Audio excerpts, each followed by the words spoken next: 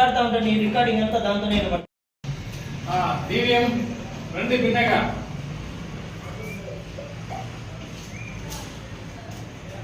ఈ దినము ఎంతో దుఃఖమయంతో కూడిన విషాదమయం. ఈరోజు మన ఈనాడు ఎండి గారు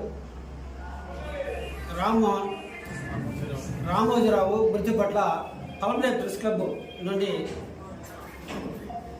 నివాళులు అర్పించడం జరిగింది. ఆయన ఈ భారతదేశంలోనే ఒక సంచలనాత్మకమైన ఈనాడు పత్రిక ద్వారా ప్రజలకు పరిచయమై ఈరోజు ఈ ప్రజలకు దూరమయ్యాడు. ఆయన దూరం కాలేదు, ఆయన పత్రిక ద్వారా బ్రతికే ఉన్నాడు, జీవించే ఉన్నాడని మేము ఆయన ఆశయాలను, ఆయన చేసిన ఒక సేవలను కొనియాడుతూ ఈ యొక్క పలమనేరు ప్రెస్ క్లబ్ ద్వారా మేము ఆయనకు ఘనమైన నివాళి అర్పిస్తున్నాం. Thank you. మిత్రులారా, ఈరోజు మన రాష్ట్రంలో ఒక అక్షర యోధుడిని కోల్పోయాము. ఆయన గుంటూరు జిల్లాలో జన్మించి అంచెలంచెలుగా ఎదిగి ఈనాడు పత్రిక పెట్టి ఆ తర్వాత 1995లో ఈటీవీ అని ఛానల్ పెట్టి ఎన్నో మహత్తరమైన కార్యక్రమాలని ప్రజలకు అందించిన ఘనత ఆయన దక్కింది.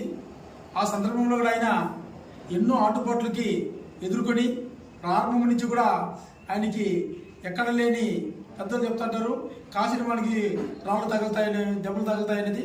ఆయన ఎన్నో ఆటుపోట్లను ఎదుర్కొని ఒక స్థాయికి ఎదిగి మార్గదర్శి చిట్టుపట్టు కూడా పెట్టి ఎంతోమందికి రుణ దాతగా నిలిచిన ఘనత ఆయనకు దక్కింది.